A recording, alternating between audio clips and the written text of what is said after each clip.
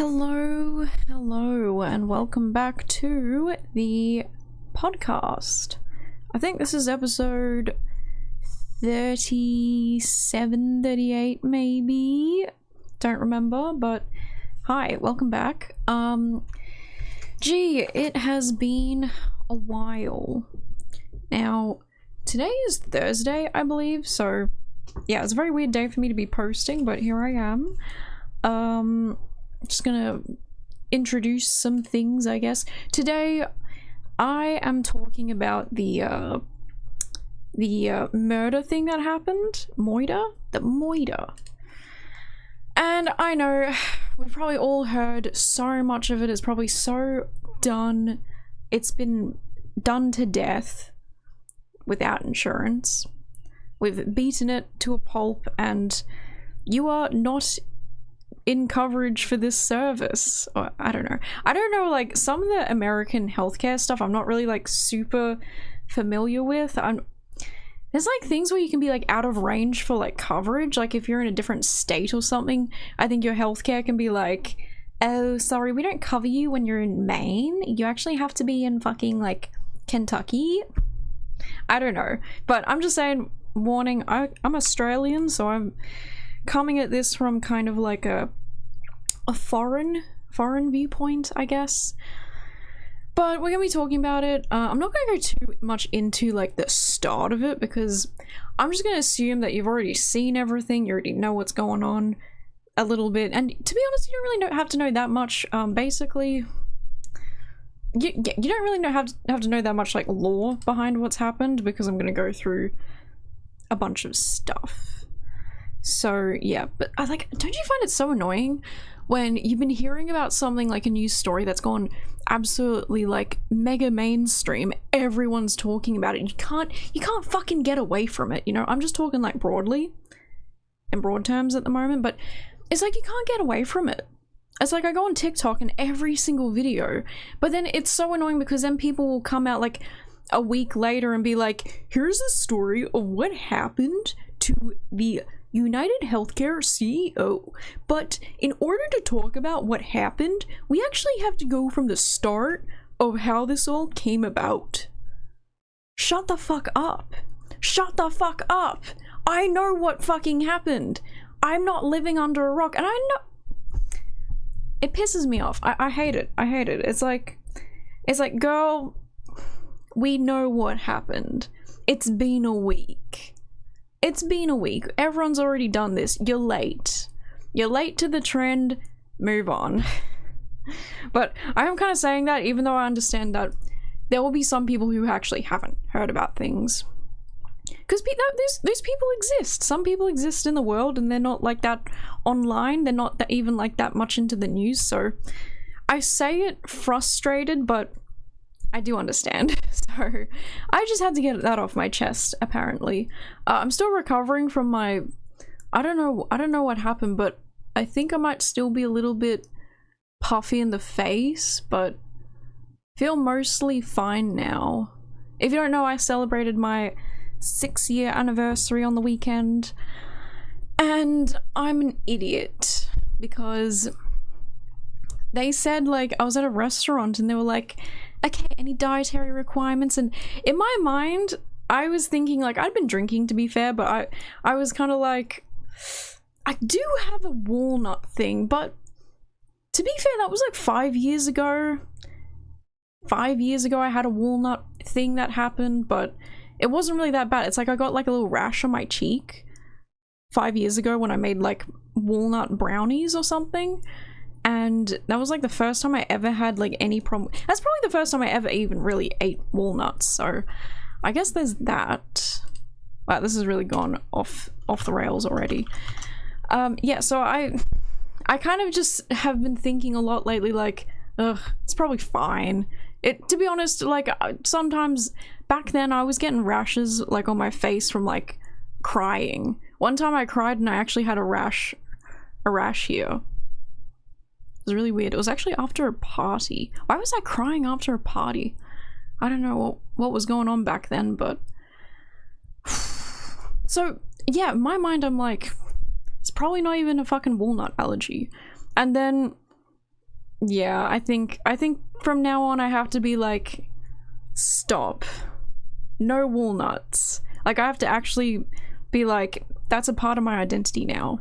No walnuts. Which is so sad because they're so good for you. So, yeah. Anyway. So let's get started, shall we? I've been reading a little bit of newspapers and we're gonna go through all the stuff, I guess. I'm gonna try my best. So, a brief overview of what's happened. Hold on. 5:05:35. A little brief overview is there's this dude who was the United Health Insurance, some big health insurance guy. United Health Insurance CEO. Let me just get a picture up of him. Oh, he has a Wikipedia. Oh god. Oh god. Don't know what kind of territory we're going into here, but here we are. Alright, so we got this guy Brian Thompson was the CEO. He's also wearing this like windbreaker or this like jacket thing that I feel like I see health people wear a lot. Like people who are like health coaches. You know what I mean? That's like the first thing I noticed about him. Anyway, that's just like a thing I saw that I thought was interesting. Okay, but yeah, this guy was murdered by Luigi.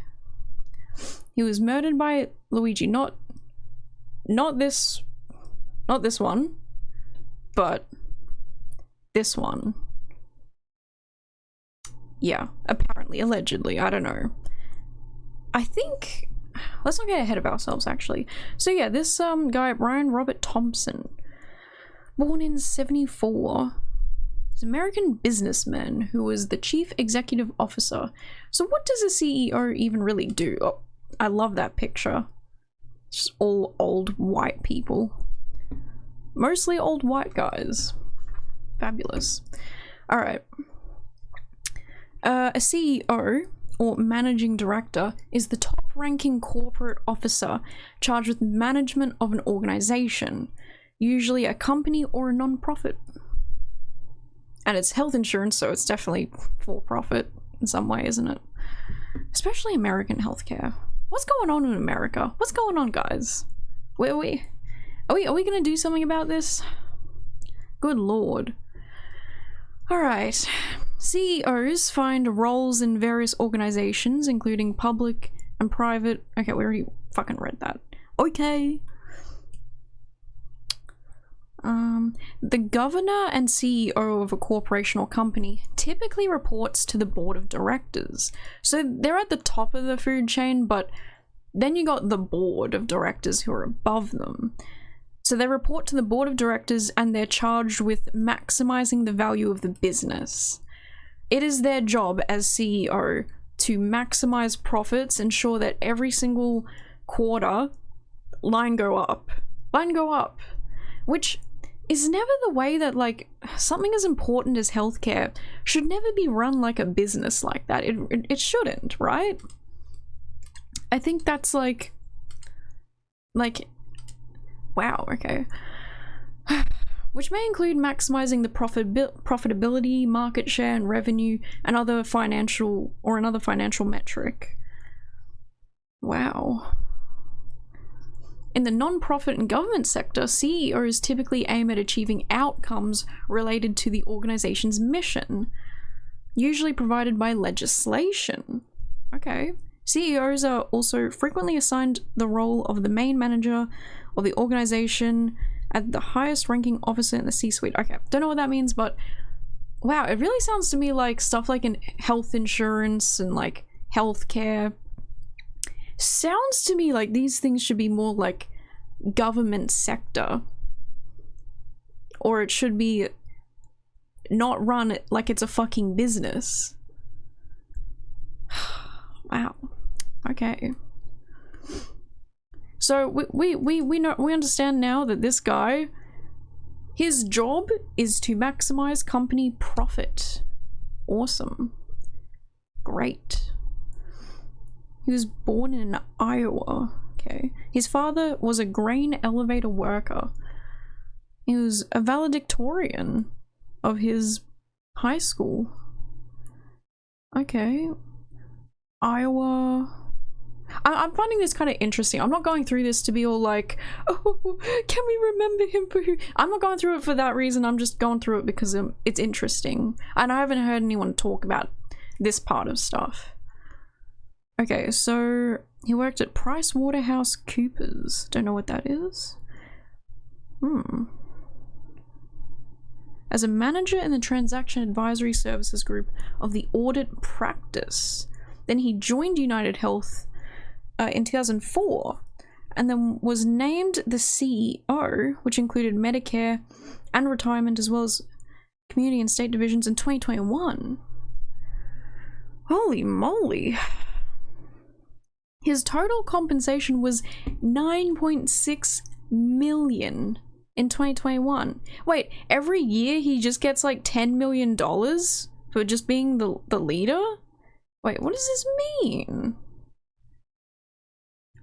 Under his leadership, United Healthcare's profits increased from $12 billion to $16 billion in 2023. Oh my god. At the time of his death, the company was the largest health insurer in the United States. Wow. He generally kept a low public profile, but he received attention for an announcement at an investor meeting that was shifting to a value-based healthcare model of payment to healthcare providers as opposed to fee-for-service. Okay, what does this mean? I hope you find this interesting, because I find this interesting. These are all terms that I'm not familiar with. Alright, value-based healthcare is a framework for restructuring healthcare systems with the overarching goal of value for patients. So, wait, what? He was shifting to a value-based healthcare model. Oh. With defined as health outcomes per unit of cost. The concept was introduced 2006 through, okay. Emphasizes systematic measurement of outcomes and costs, restructuring provider organizations and transitioning toward bundled payments. Oh, is that kind of like what we have? Because in Australia we have Medicare, which is like anyone who's like an Australian citizen gets Medicare, but you just pay taxes to like, I don't understand it too well, but it's kind of like our awesome little healthcare thing. And you look for bulk billing. If you get a bulk billing like GP, general practitioner, doctor or whatever,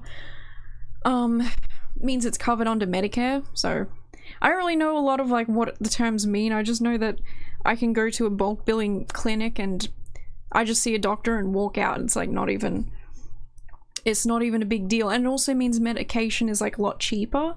You can get like Medicare covered medications that are like not name brand, but it doesn't change like the quality. You still get the same quality. It's just apparently. Okay.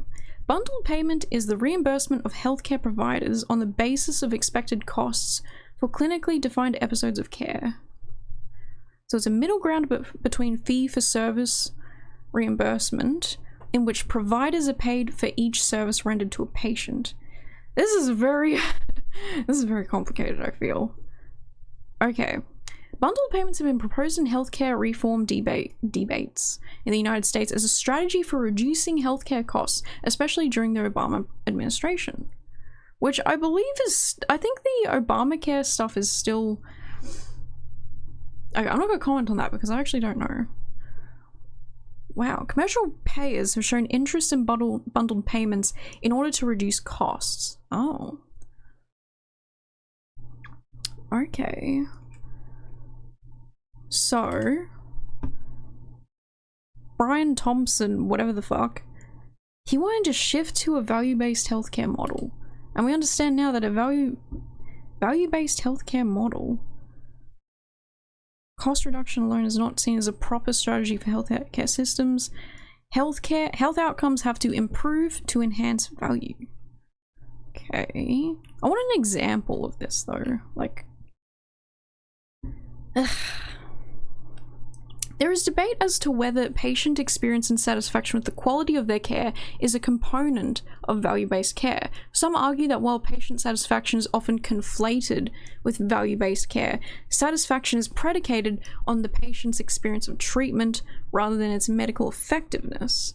However, the US Agency for Healthcare Research and Quality, AHRQ, states that patient experience is an integral component of healthcare quality, and that patient experience is in fact different from patient satisfaction. Okay. There is a relationship between patient experience and greater medical effectiveness associated with patient adherence to medical advice. Oh, okay. So they're saying that if you have a good experience with your medical provider, you're more likely to listen to them and follow like their advice and stuff. I think that's what they're saying. There is a relationship with patient experience. Okay. So the experience that you have is different to your satisfaction as a patient. That sounds so weird though. I honestly feel like it would go hand in hand. Like, I'm thinking the times that I went to the hospital, I felt like I was always cared for really well. I feel like I was always looked after and everyone was like super nice and super like, you know, so much empathy. And I feel like I had a really good experience, but I think ultimately my satisfaction as a patient came from how well I recovered. So I feel like that makes sense. Okay, I'm just trying to like bring like an experience example, like an anecdotal experience to like what we've just read, because sometimes it's hard to understand exactly what is being said unless there's like a story behind it. I'm a storied learner. Okay, so it is for this reason that patient experience surveys, namely CAHPS surveys, are national reporting requirements for several value-based purchasing programs, such as hospital value-based purchasing. Cost reduction is a component of this model, for example, by making healthcare cost information more readily available to patients, but it may not be the primary goal from a patient perspective, though it may be an important consideration from the perspective of payers, purchasers, and providers, with an interest in the promise of maximizing outcomes per unit cost inherent to VBHC. An interest in maximizing outcomes per unit of cost. I'll be the first to admit, I don't really understand what the fuck that is, really. So you're maximizing the outcome and trying to keep the cost low, I guess. I feel like that's kind of vague. Like, what outcomes? The outcomes of patients? Okay. So that's interesting. He actually wanted to shift to that as opposed to a fee-for-service model. So what's a fee-for-service model? Oh, FFS. For fuck's sake. It's a model where services are unbundled and paid for separately. Ooh. In healthcare, it gives an incentive for physicians to provide more treatments because payment is dependent on the quantity of care rather than the quality. However, evidence of the effectiveness of FFS in improving healthcare quality is mixed. Without conclusive proof that these programs either succeed or fail, similarly when patients are shielded from paying cost sharing by health insurance coverage, they are incentivized to welcome any medical service that might do some good.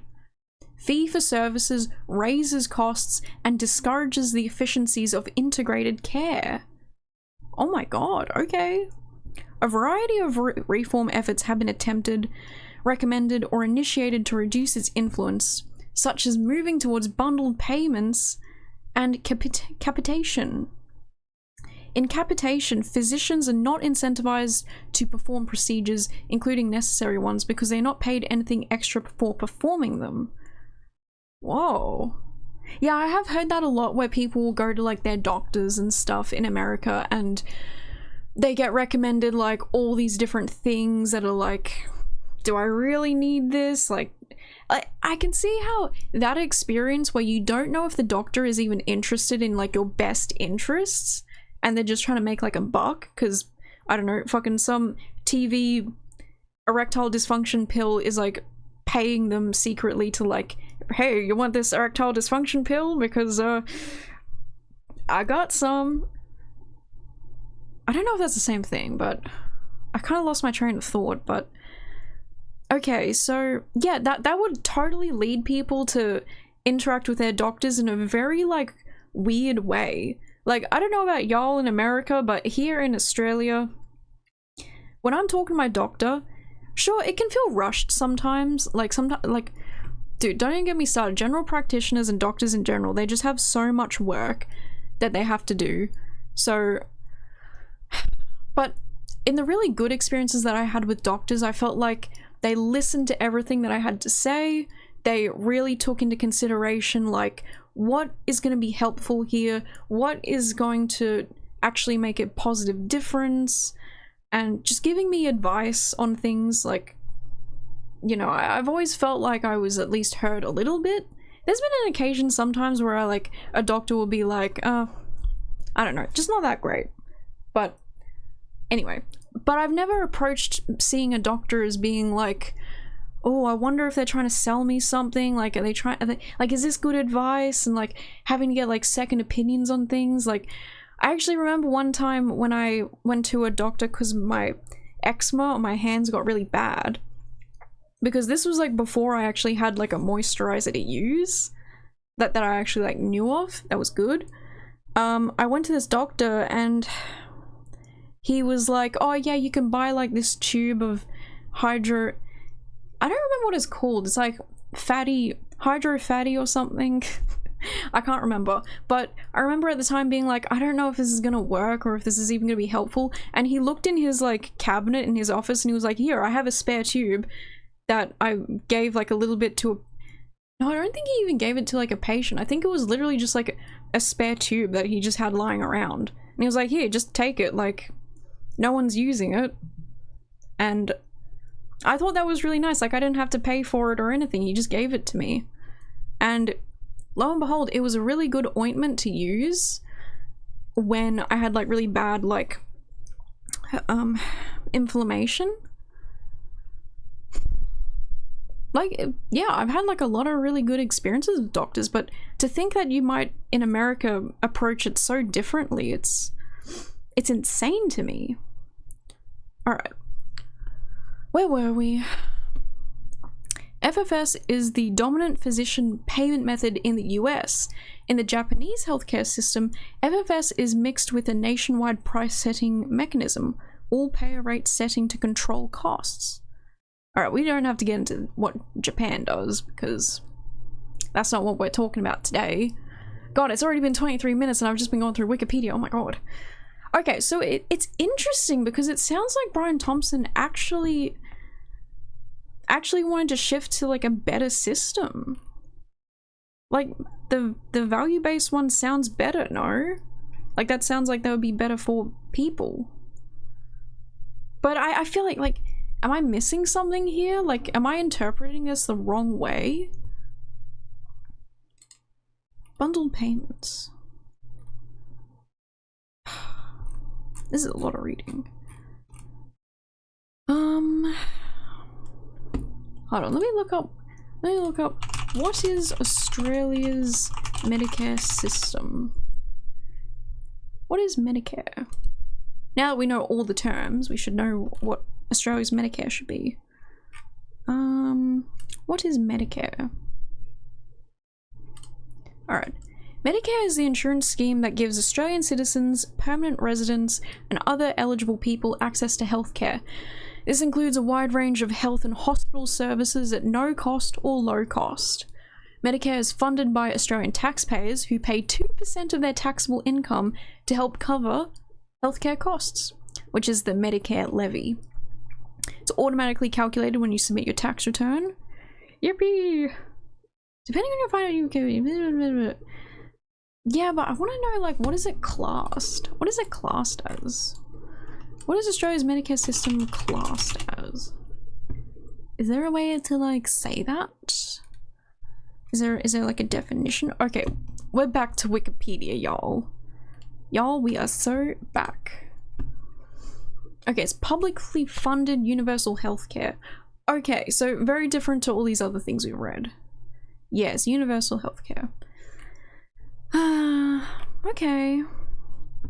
Alright. So, but I think the fact that it's universal healthcare is like a policy. Yeah, it's an insurance scheme in Australia operated by the nation's social security agency, Services Australia.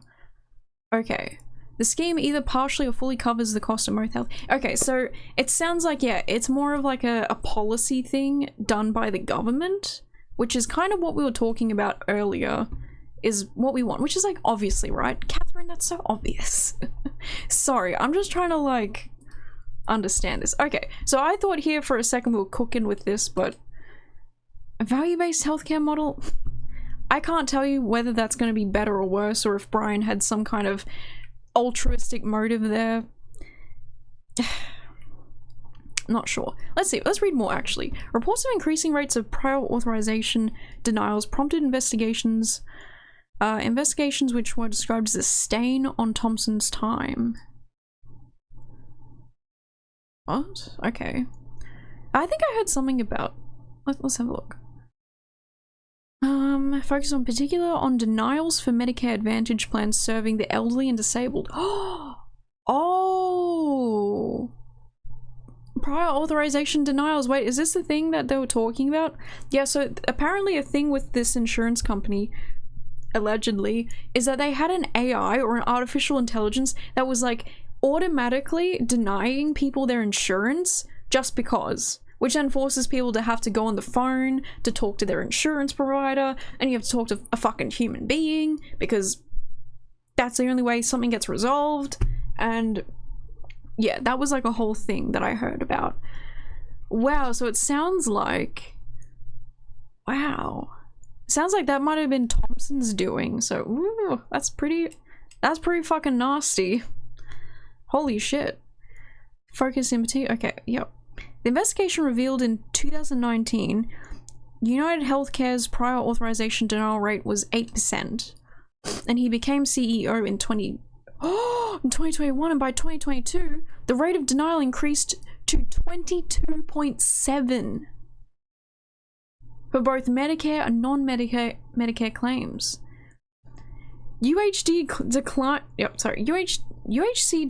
claims at a rate which is double the industry average. Wow. That's crazy, dude.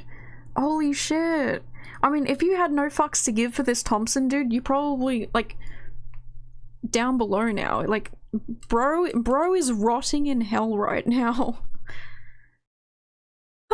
Thompson was criticized in an open letter from the American Hospital Association in 2021 regarding a plan from UHC to start denying payment for what it deemed non-critical visits to hospital emergency rooms.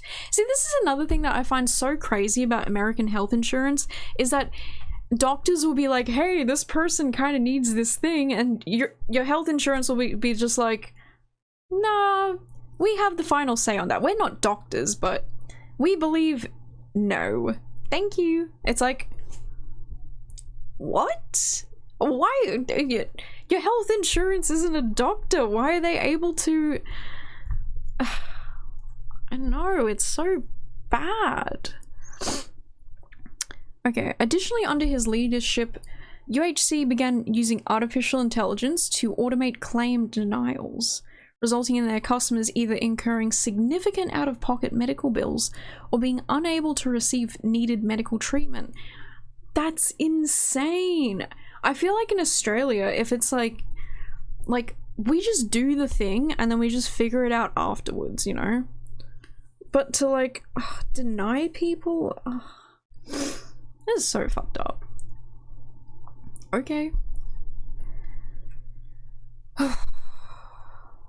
Oh, Hollywood, Florida firefighters pension fund sued Thompson, alleging fraud and insider trading. The plaintiff alleges that the defendants failed to disclose an antitrust investigation into the company by the US DOJ, I think I said that right, and by selling stock options before the probe was made public. Oh shit.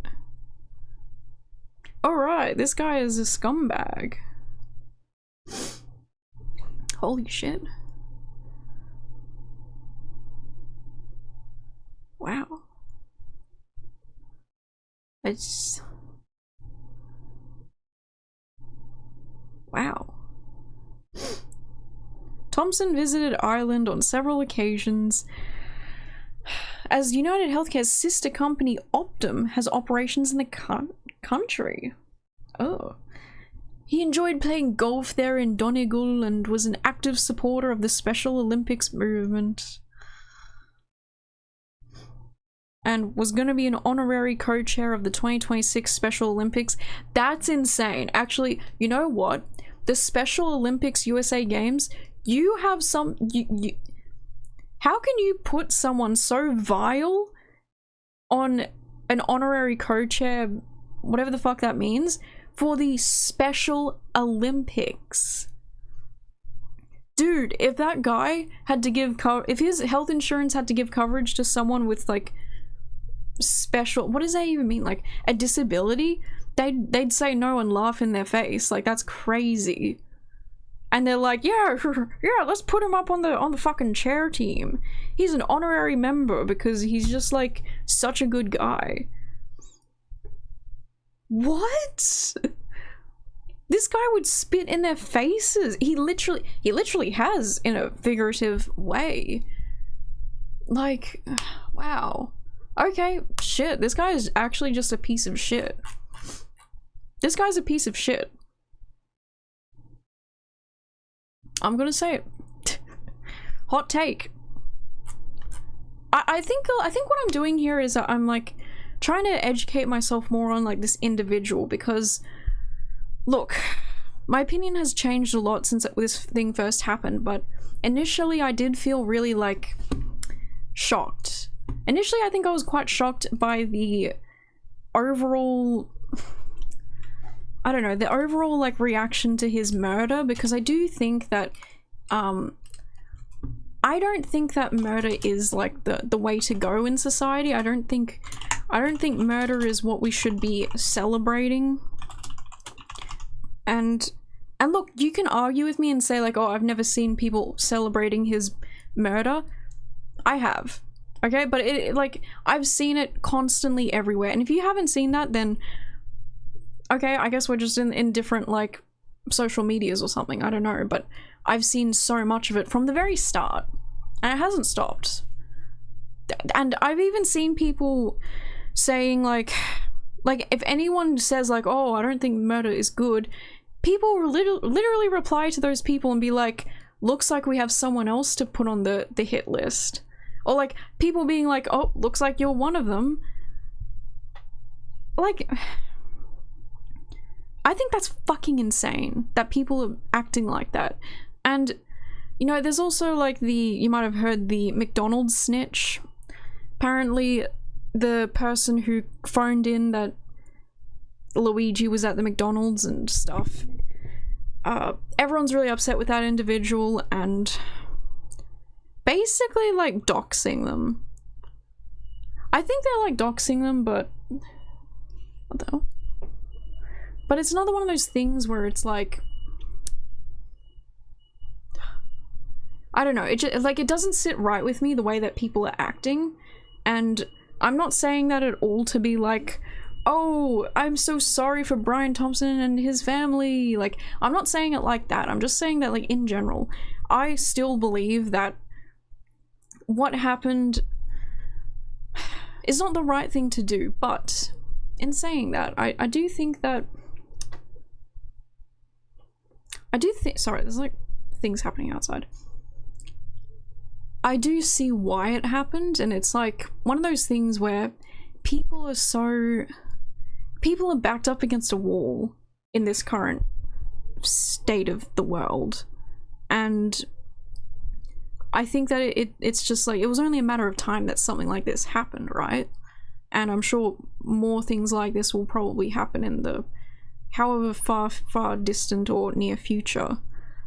So it's like, I get that. And I think at first I was very much like, you know, I do feel bad for like his family, like they didn't sign up for this. Like he took on the job because he's his own human being, he took the job, right?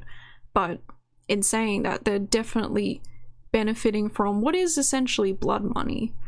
I think American health insurance, it runs on blood money.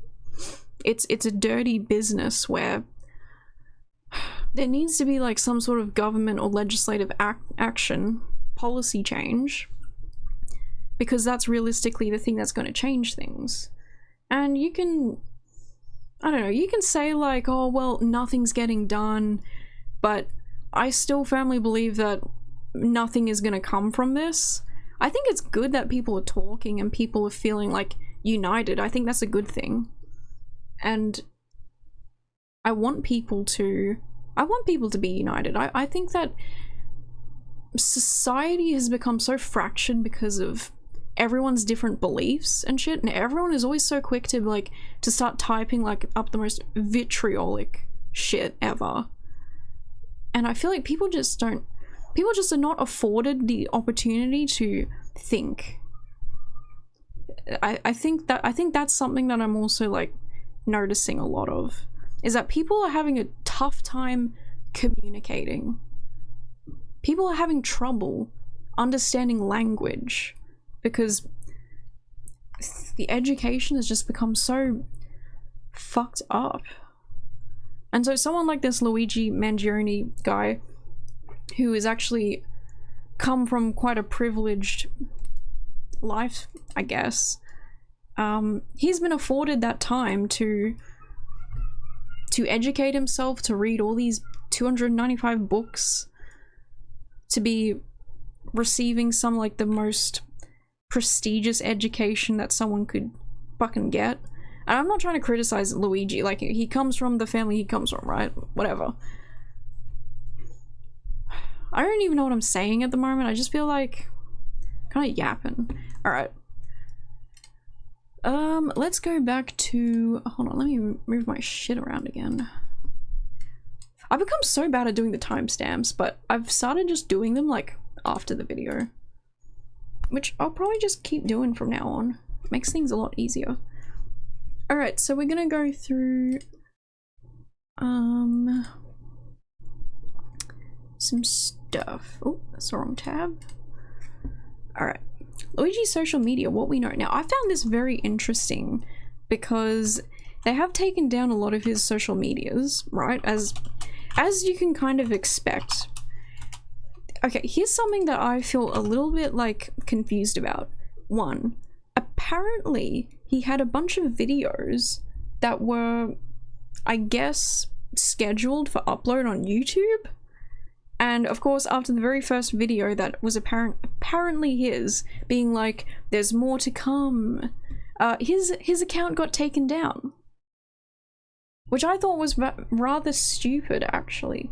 Now, I don't know for sure if the YouTube video in question or the channel was really his. I know a ton of copycats have popped up, but the one in question was made in September, I think. Yeah, so that I think is kind of stupid. If that was the only account that had those videos, my guy, that was so stupid. Why wouldn't you put it on fucking like, I don't know, your own website maybe? Could he do that? Or don't even schedule them, just have them all upload. Like, seriously? So that was one thing that kind of annoyed me about this guy. It's like, you're so smart and yet you thought YouTube wouldn't take down your channel? Like, that's kind of dumb. Okay, so apparently he was a part of a frat when he was in university. Luigi from Fiji was his IG. Jeez. Of course, Facebook removed it. So apparently he's traveled to a lot of different countries. Yay, we love that. He had a Reddit account where he talked a lot about his back pain. So if you don't know, he had like a skiing, oh no, skiing, fuck, surfing. He had a surfing lesson, which left him bedbound. Wait, okay, whoa. Wait a second. Am I getting ahead of myself? He really liked to like go surfing, I think, or something. Hold on. Let me zip my mouth for a second because I'm actually just saying stuff. 2022, he moved to Hawaii and he lived there for around 6 months. He led a book club for residents and enjoyed hiking and yoga. Okay, yay, I love yoga. He did a surfing lesson which left him bedbound for about a week, which led to complications with his back. Okay, which I've got to say, I really empathize with him on that one because back pain is no issue. It's nothing to joke about. Like, chronic pain in general is so like, it's torture. It's like living in torture, I think. And so I really feel for him with that one. I think a lot of people are going through a lot of chronic pain type problems, and there's even a lot of people who just don't get very helpful advice from doctors when it comes to chronic pain. I will say though, for me personally, what really helped me with my back pain is just walking.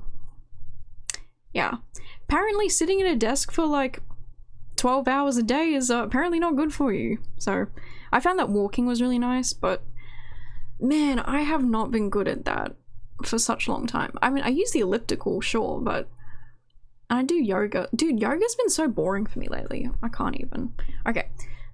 Yeah, so he had a whole bunch of back problems and he had a spinal surgery which alleviated symptoms, but he had debilitating brain fog, which began after Hell Week at their fraternity. So as you know, fraternities love to do hazing when frats pledge to like join.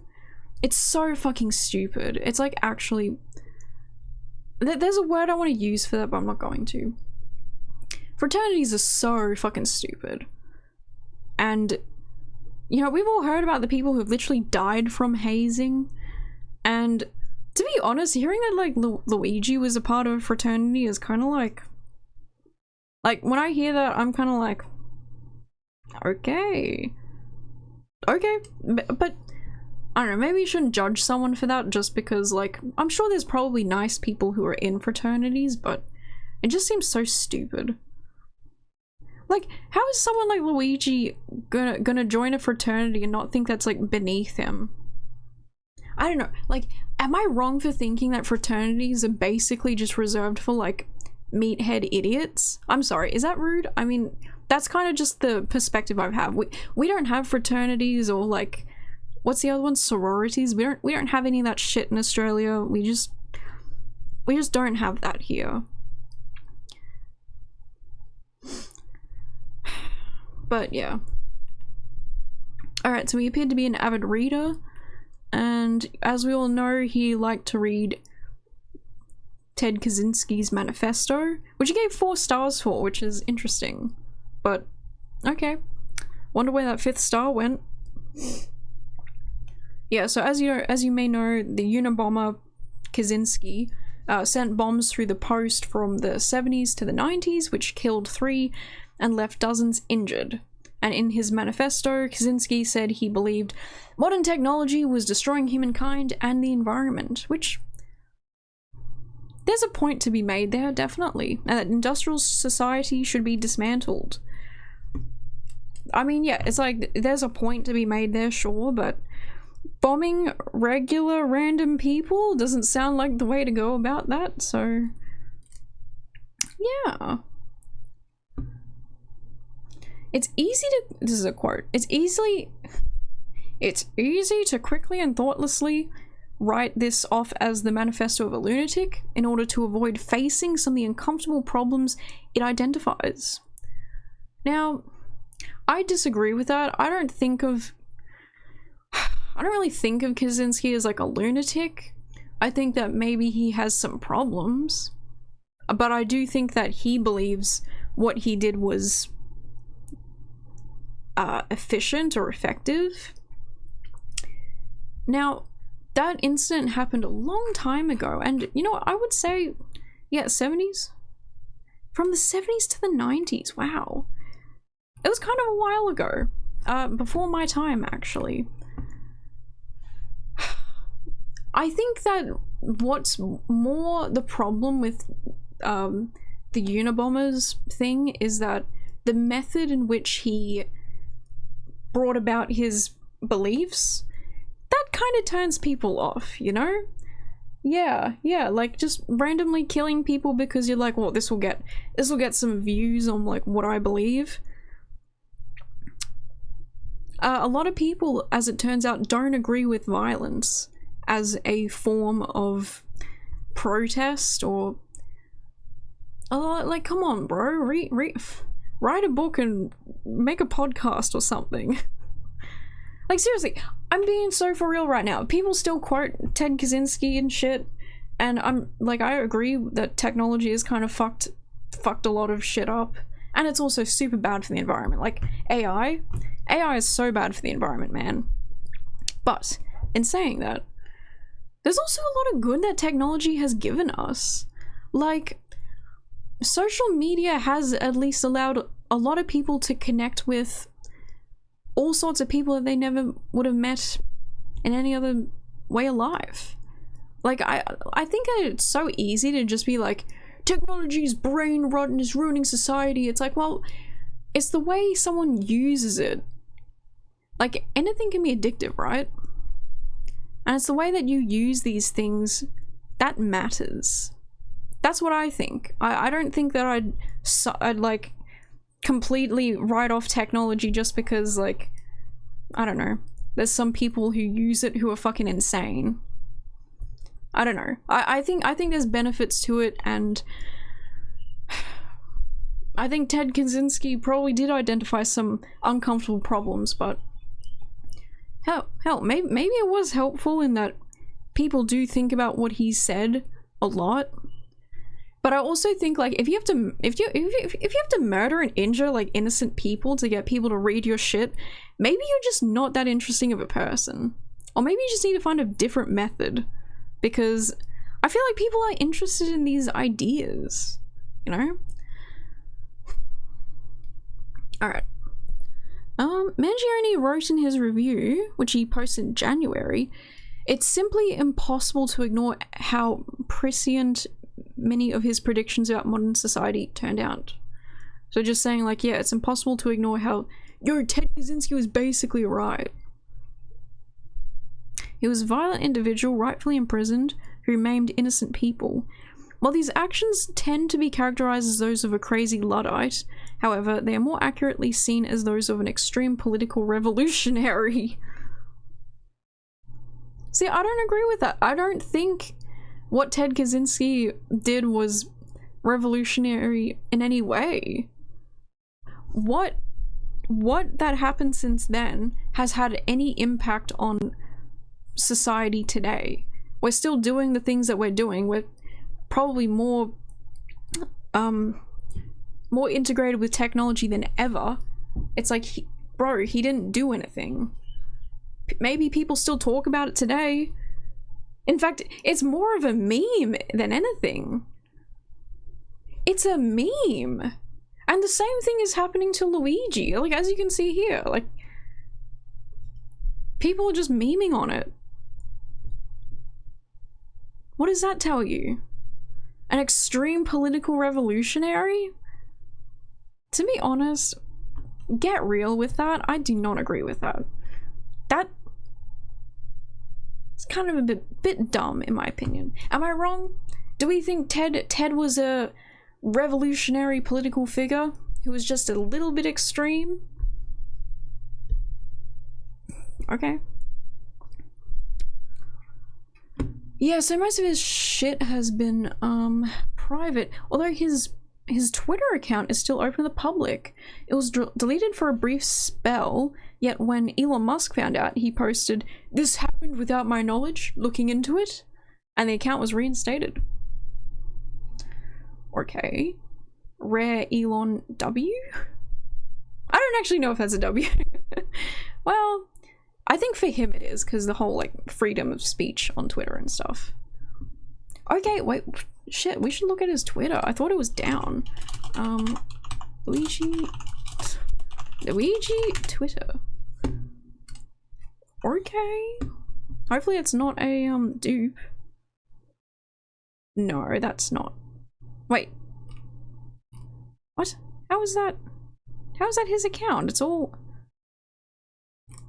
I was about to say, how's it his account? It's all in Italian. I'll see myself out. What?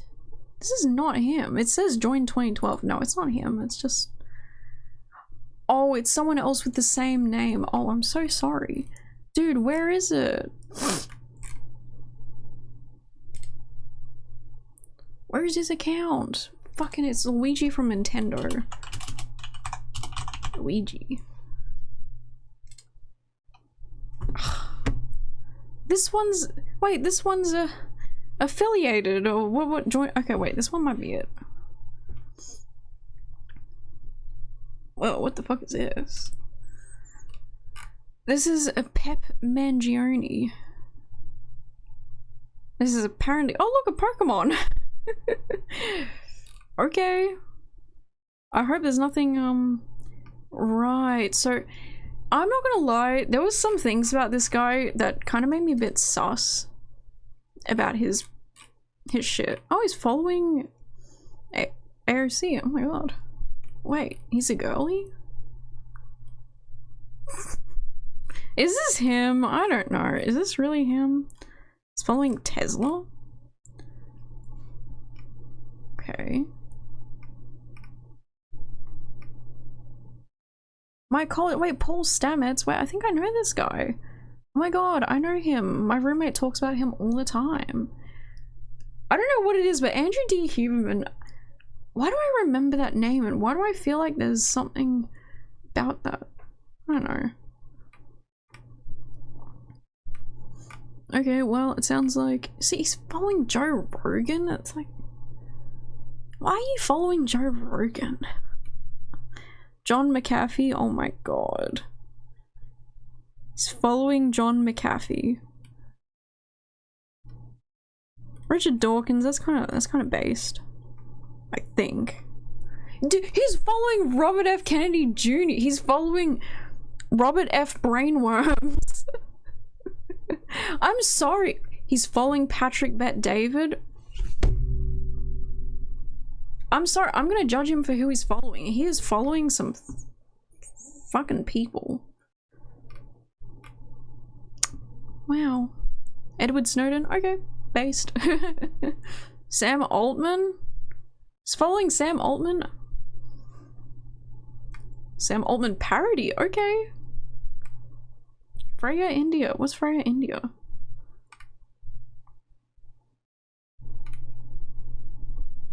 Based Jeff Bezos. Okay. Does he have anything interesting that he's posted? Do you think he like did his Twitter account ever thinking that this is what was gonna be? You know? Do you think he like ever posted things and just went like, yep, people are gonna look back on this?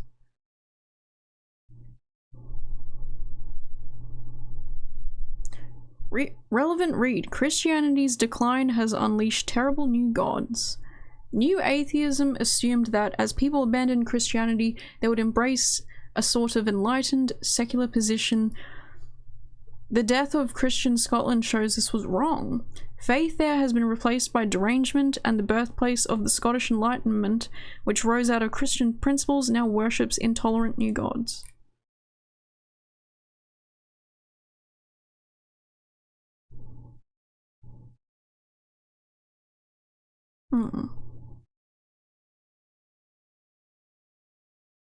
Another right-winger putting leftists to shame by carrying out the kind of action they like to pontificate about. Yeah, right, that was his review of the fucking Kaczynski guy. Alright, well. Yeah, so there's that, I guess. I'd like to read more of his Twitter, like, maybe off the podcast and collect more of my thoughts about it, but at the moment it's looking kind of like, okay, you know what I mean? I don't know, but I do think that whether his intentions are like one thing or another, people will put their own interpretation of what he did. And I think the overall consensus is that shit's gotta change in America. And I'm all for that. Like, I wholeheartedly agree. Shit has to change. Absolutely. Alright. So that was that. Yeah, okay. So what else do we have here? We have, oh yeah, apparently, according to this, briefly in 2023 early, he started a book club in Hawaii. You remember how he was like part of a book club thing? Apparently, several members left due to discomfort in book choices, but she didn't elaborate on what those books were. Which I think that's kind of funny. Funny? I think that's kind of funny, to be honest. It's sad because, like, it seems like after his injury, a lot of, like, his personal, I don't know, friends or, like, whatever, said stuff about how, like, he completely changed after the accident and after his, like, back injury kind of, like, came to a head. So I think that is really, really sad and unfortunate. And I can totally see why something like that would make you just, you know, so radicalized. Another post from July read, I don't know if you're okay or just in a super isolated place and have no service, but I haven't heard from you in months. He traveled to Asia for several months in early 2024. Post about his travels on Reddit in April, saying he visited various countries. Govinda Bogle, who said he corresponded with Mangione via email and video call during this time. He said he believes Mangione was in Japan until at least early May. Cool, he went and like explored the whole world. That's nice. I do hope there's a public trial. I would like to hear more from him, I guess. Are you in like the thought that like maybe it's not the same guy? Because I swear to God, when I saw the picture again, like that's the guy who's arrested, but I don't understand how you could look at this guy and be like, that's him. I really don't get it. I really don't. Let's see, where's the other picture? There's like another picture. Is it the one up here? Oh, I don't have it. But yeah, that like first picture of him where he's in like the Starbucks flirting with like the girl and he has the mask down, he's like smiling.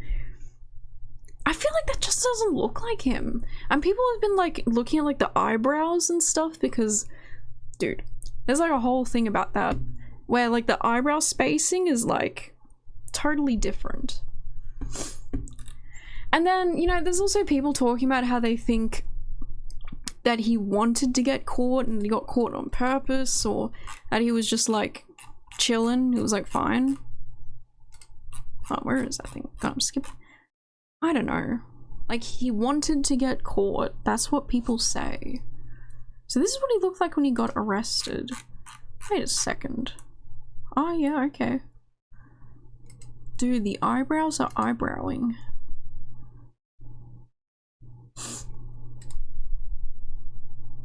I don't know, it's so weird, isn't it?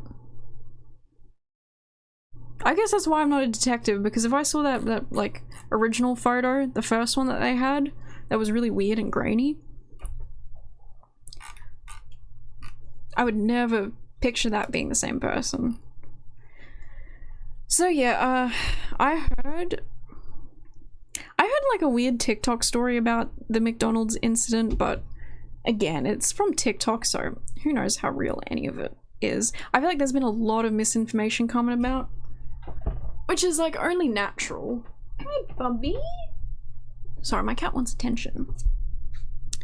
But yeah, I mean, they've apparently found like a bunch of stuff that appeared to be consistent with the weapon used in the shooting. So that's one thing that they found on him. He also had all like the fake identities and stuff. Like, he was carrying multiple fraudulent IDs and a US passport. One of the IDs matched the fake New Jersey ID that the shooting suspect used to check into a Manhattan hostel before the shooting. Oh right, it wasn't a Starbucks, he was flirting with the hostel lady. Yes, Baba. Sorry. She's so cute. I'm sweating so much right now. According to an affidavit submitted with the criminal complaint, when one officer was checking the ID with dispatchers, the other asked Mangione if he'd been to New York recently, and he became quiet and started to shake, apparently. Hello. So, yeah, I don't know. I mean, honestly, I'm kind of like...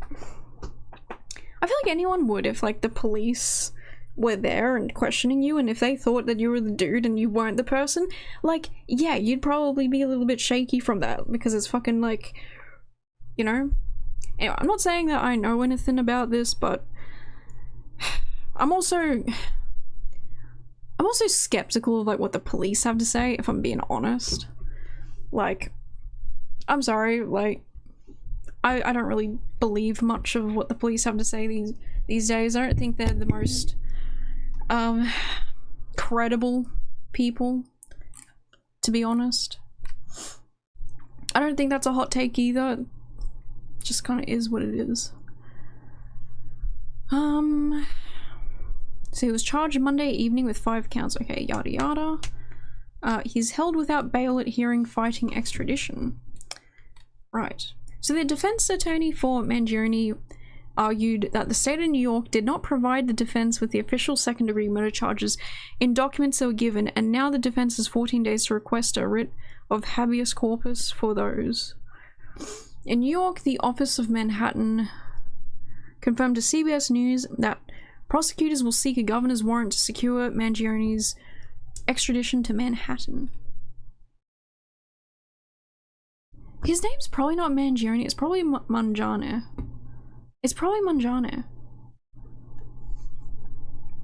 I'm gonna look that up. I'll put my headphones on and look that up. Mangione pronunciation. Is that so? There's Mangiano, there's Mangiano, Mangione. Oh god, how to pronounce? Okay, please, please, dear god, let this not be a meme. Mangione. Oh, is Mangione? Mangione. Mangione. I don't want Mangione. Mangione. Like, it's Italian, so give me the Italian pronunciation, you mutts. Ah, here we go, YouTube. Pronounce names. The Italian pronunciation of this name is Luigi Mangione. Mangione. Luigi Mangione. Mangione. Mangione. Brings me back to my roots. Luigi Mangione. I can't believe this whole time I was calling Mangione. Fuck me. That completely skipped. That completely skipped over my head. So as Mangione entered the Blair County Courthouse ahead of Tuesday's proceedings, he was aggressive and had to be contained, shouting that what was happening to him was an insult to the intelligence of the American people. Now, I don't know what that means. So I guess he's saying him being arrested is an insult to the intelligence of the American people. What does that mean? Mayhaps mayhaps they have the wrong person? That'd be quite interesting, wouldn't it, if it actually wasn't him?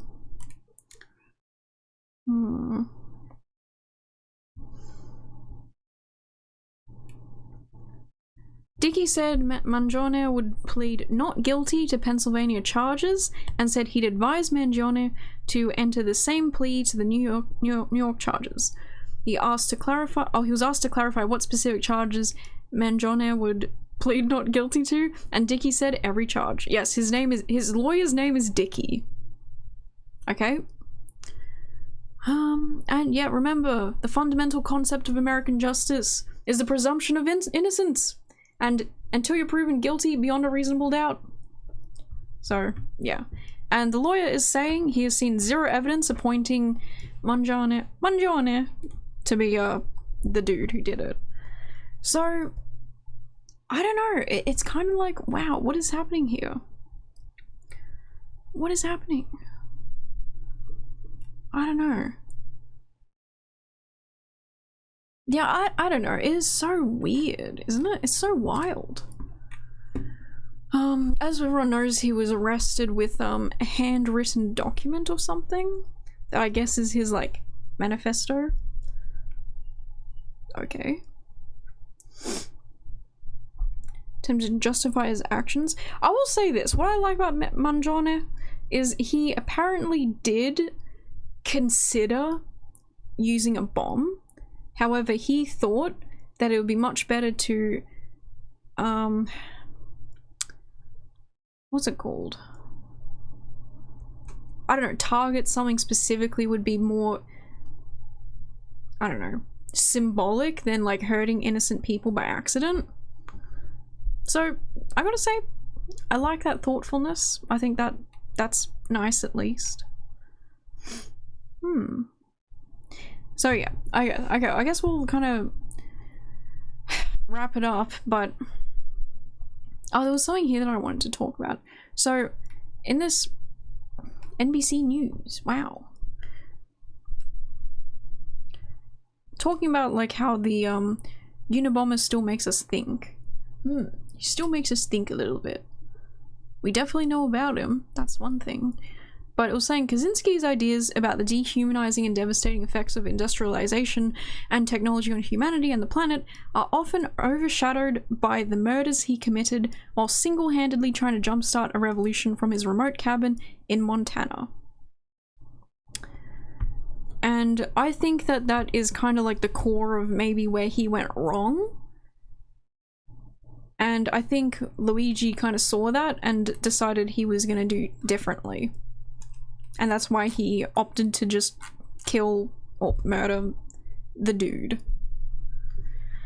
Yeah, so there's that. Oh, I didn't talk about the McDonald's worker. So the McDonald's worker is like, okay, I wanted to do this without using their name because I do feel like, God, again, I do feel like bad for her because the things I've been seeing about her online, you can tell that the rhetoric around her is very much like she deserves to, you know, and the way I see it with like the person who snitched is, the way I see it is that like, I don't know, I do this thing where like I imagine things too much, and I just imagine that this is a person who's working at McDonald's, probably young, probably don't have a lot of prospects to their name. I don't know if there's like a, that's like a not nice thing to say, but you know, and to think that maybe it might be like, oh, I could get 10k to like 60k if I just phone it in on this guy who murdered someone. Whatever your beliefs are, they still murdered someone. You know, I can see rationalizing that and being like, that's an easy 10k just for a phone call. And I think that's because, like, you know, the way that the system is all built up is someone like a McDonald's worker would do that. Is that a mean thing to say? Because it's like you're probably someone who comes from like a disadvantaged background, or you come from maybe not the wealthiest background. And so even if you maybe agreed a little bit with what the dude did, or the state of things, you're like, 10k could be life-saving. Life-changing? I think that's what I meant. 10k to maybe even 60k? That's an insane amount of money. And that's why they give out these fucking crazy rewards for like tipping off, you know, the police and shit, because they know it works. It works because people are so fucking poor that it's like, I choose between maybe my morals and maybe being able to live a little bit. You know, I can see why they would have done it. However, karma seems to, could you even call it karma? Something happened, and apparently despite the person calling the police, she may not be able to claim the reward money initially offered for her assistance. The FBI had announced a $50,000 reward, and the New York Police Department promised $10,000 for information leading to Mangione's capture. However, Parker's chances of receiving either of these amounts are complicated by procedural issues. Of course there's some sort of stupid procedural loophole shit thing that could make it so they're not even gonna get a reward. That is like the irony of all irony. To qualify for the FBI's reward, Parker would need to be nominated by the relevant authority, a process that has not yet happened. And to claim the New York Police Department's reward, she would have needed to contact Crime Stoppers directly, as only tips submitted through the service are eligible. Since Parker called 911, she may not qualify for either reward. That's crazy. That's so crazy. Like, holy shit, the government really did manage to just like, or like the governing bodies really managed to just get it for free. Isn't that so stupid? Like, at this rate, I'm like, at least give her the fucking the reward. She's gonna fucking need it at this rate, because people very quickly wrote a whole slew of negative reviews at her McDonald's branch, focusing on her involvement. So there's been quite a lot of public backlash against this person, and users have circulated alleged videos of her working at McDonald's, with some claiming she's a boomer and has been fired from her job. However, at the time of writing, these claims remain unverified. Yeah, there's a lot around it that's like, who fucking knows? Oh my god, bro, he's the same age as me? Damn. Yeah, so look, I think we're gonna leave it there. What else do I have to say about it? I don't know. All I say really is that I completely understand why everyone is so disenfranchised with the health insurance system, the medical system. I completely understand it. And I really feel for everyone, because even though initially I was kind of like sorry for like the CEO's family, just thinking about like all the other like the millions, like it's an easy million, over a million people who probably lost grandparents because they weren't able to get coverage, probably lost parents, maybe even children. Like, there is a it's like Star Wars, you know? It's like Star Wars when the guy's like, I just heard like a million voices cry out and then it was silent. It's kind of like that, if I'm being honest. Sorry, I watched Star Wars like all weekend, so I'm like in my Star Wars train. But it's true, right? Healthcare is the Sith. Oh, easily. Anyway, sorry for that. So yeah, it's like, I don't think I can even afford to feel bad for like him or his family. They're gonna be just fine. It's honestly like so true. But still, I condemn violence as a means to cause revolution. I guess there's like the argument that like there are some cases where violence really does seem to be like acceptable, right? And I'm not gonna argue like the philosophical views of like when is violence like acceptable and stuff.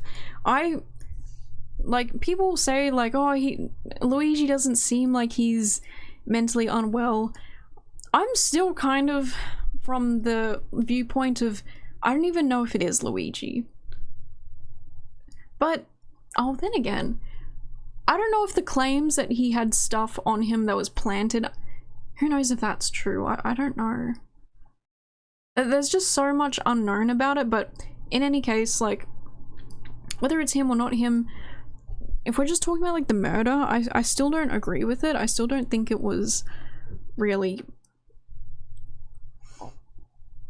I don't know. I don't think it's gonna make any difference. And another reason why I think that is because if CEOs go and like see this murder and be like, okay, we give up, we're gonna change everything and make everything better, then that in a way is them going like, hey, murder works, so guys, the next time you're upset, just murder somebody and we will respond favorably to that.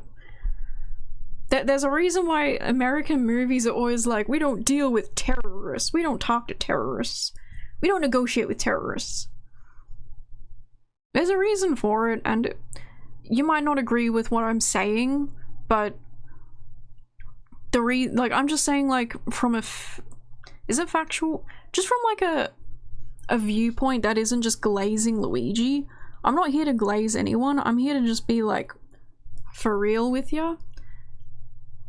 They will not concede because of this, because then it just promotes more of it. And that's also another reason why his shit is getting wiped from the internet, because they don't want the ideology to be furthered. So, yeah. That's just what I think, guys. And look, if you want something to come from this, it takes policy change, which is the boring answer. It takes policy change, it takes fucking politics and all this bureaucratic bullshit, and that's disappointing to hear, but that's just the way it is. But in saying that, I would love to see people be more united on these problems. I think that that's kind of like, maybe that's like the end goal, right? Not to get people more like violent necessarily, but to get people united and in agreement that if we all stick together on this issue, we can probably make some decent change. We probably can. In fact, recently I know I was supposed to end this, but recently in Australia we had Woolworths, one of our big monopoly grocery chains. All of their like warehouse people went on strike right before Christmas. It's crazy. And they went on strike because they had these insane KPIs, or just like these insane goals that they had to achieve every single day, and if they didn't do it, they were like fired, and often they'd have to do like unsafe work environments to achieve these unrealistic goals. And they were protesting for quite a while, and I'm so proud of our people because no one passed the picket fence or the picket line, and I think we actually got a really good, or the workers' union got a really good deal for the workers, and that's what we should be doing. These widespread protests that actually affect the company and the company's profits. Now, this is probably not relevant to health insurance, because how the fuck do you do that with health insurance? I don't know. But I think this was such a great example of like what we can achieve when we're all together on this thing.